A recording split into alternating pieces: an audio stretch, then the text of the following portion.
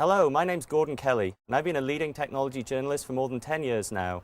I'm here in cold but sunny Manchester to speak to Brother about research it's commissioned with 30 leading IT bloggers and journalists about the challenges facing SMEs in IT procurement. I'm with Phil Jones, Sales and Marketing Director at Brother.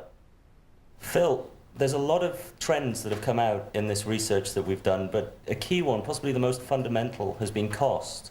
The recession's seen a lot of SMEs cutting back on their spending because they think that that's actually going to drive profit. But from what you understand, that's not necessarily always the case. Absolutely. Every business person would understand in a recession that you've got to cut back and keep control of your costs. That's absolutely right that businesses should be doing that. But what these top journalists are actually saying to us is that, you know what, it has to be a trade-off. Because you can't just totally not invest and switch it off completely. You've got to actually do a little bit of thinking about your IT in order that you can get some productivity gains. Does that essentially then, it's talking about smart purchasing? Oh, for sure. It's making sure that you just don't buy the first thing that you see, thinking a little bit more about where you think you're going to need IT to help you in the future, and then actually figuring out what IT you're going to need to actually get you to your goal. And where would you say that SMEs are going to find this research? What resources are available to them? There's never been a better time actually to meet people either online or offline. And personally, I do a lot of networking outside of Brother, and I think that's a fantastic way to pick people's brains of who've done similar things that you might want to do to see how they did it. But of course, what businesses can also do is use social media very, very effectively. They can follow tech journalists, of which nearly all the people that helped us with our survey run blogs, run Twitter feeds. You know, you can just find out just about everything. So not just about what you've eaten for breakfast, Gordon, but actually also some of the latest cutting edge technology, which could help an SME save potentially thousands on their bottom line. And yet one of the interesting things as well is that while cost was so important, there's a lot of discussion about the environment. It's a very popular topic right now. It's something that enterprises are using to drive a lot of initiatives. And yet when we look at that in SMEs, that's seen as a cost for them. That's seen as a very low priority. Is there any idea why the two are at such a juxtaposition? We saw that when recessions come particularly, that SMEs push the environment right the way down to the bottom of their list. They're more concerned about survival, bringing sales in, you know, getting to the end of the financial year. But a lot of enterprises at the large end see this as a fundamental part of their day-to-day operation.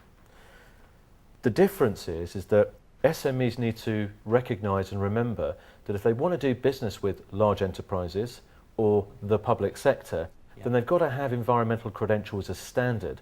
So a good place to start there is with your IT strategy. And can being environmentally friendly actually save you money as well? Being environmentally friendly can save you money too. If you think about some of the very basic things you could do in your office, you could turn off your printers or your monitors or your photocopiers overnight before you go home.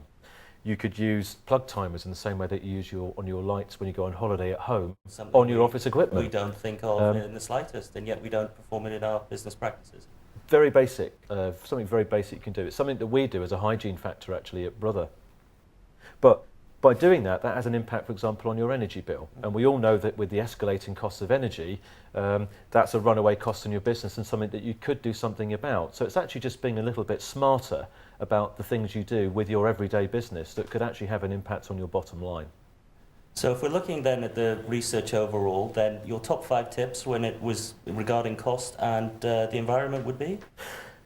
My top 5 tips for any SME thinking about, you know, IT procurement are these. They need to spend more time thinking about it.